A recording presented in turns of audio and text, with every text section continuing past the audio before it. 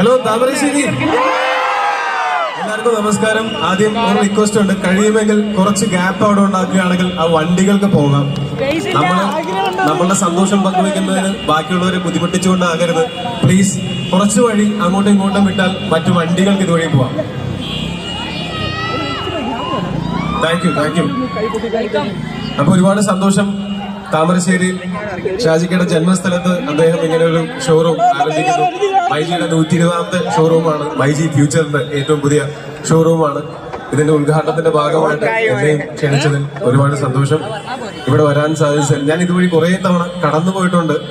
പക്ഷെ ഇവിടെ ഞാൻ താമസിച്ചിട്ടുമില്ല, ഇവിടെ ഞാൻ സമയം ഇത്രയും ചെലവഴിച്ചിട്ടുമില്ല. ആദ്യമായിട്ടാണ്. ഒരുപാട് സന്തോഷം.